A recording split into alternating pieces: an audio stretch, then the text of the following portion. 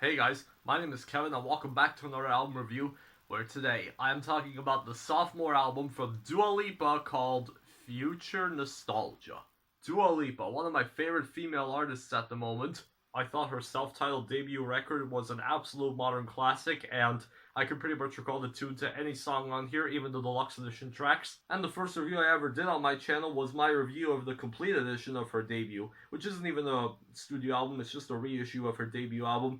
But I still love this. And when the lead single for this album, Don't Start Now, dropped, I was incredibly surprised to hear that Dua had taken disco elements and interpolated them into a pop tune. The melody is mostly carried by the bass line on the verses and on the chorus, but the one part of the song that I mostly love is the very last part where at the last chorus the production expands and gets bigger.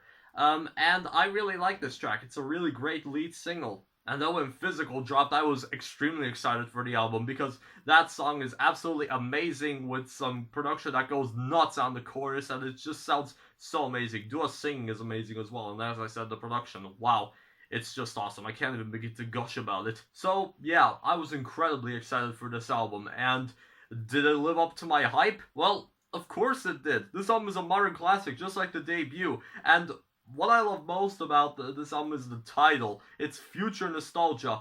But what does Future Nostalgia even mean? Well, it basically means pop with disco sounds. Disco pop. The way that Dua interpolates disco elements into pop songs, it just sounds amazing. And disco pop is written all over this album. I at least like every single song on here. So let's go down track by track. The first track is the title track, which is this funk piece where Dua raps.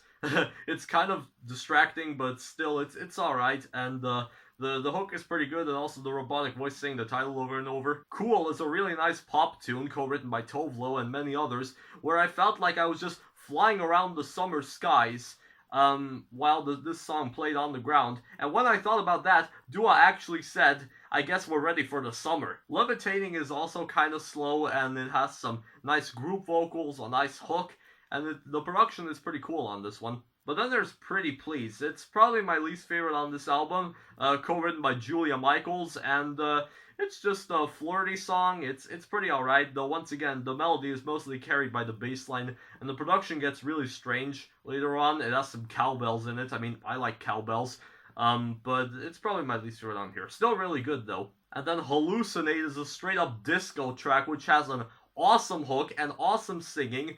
I love this track. It's probably my favorite on this album. Love Again is the only track on the record that breaks the 4-minute mark. It has a very weird sample, and the melody on there, it just sounds awesome. Dua's singing is great. It reminds me of like a pop tune from the 90s. The disco production continues on the track Break My Heart, produced by Andrew Watt and the Monsters and Strangers duo. And it's a really nice, it's a really nice pop tune and with disco elements and also a cool story. And then there's the hilarious sex song Good in Bed, which has a very ridiculous chorus. You have to find it out for yourself. But oh my goodness, this track is so weird. The bridge is hilarious, and yeah, well, this is a very weird sex song, but I like it. It's kind of like the album's equivalent of Hands on Me by Ariana Grande, which ironically was also on her sophomore album and was the second to last track on there. But the album ends with Boys Will Be Boys, which is a female empowerment song.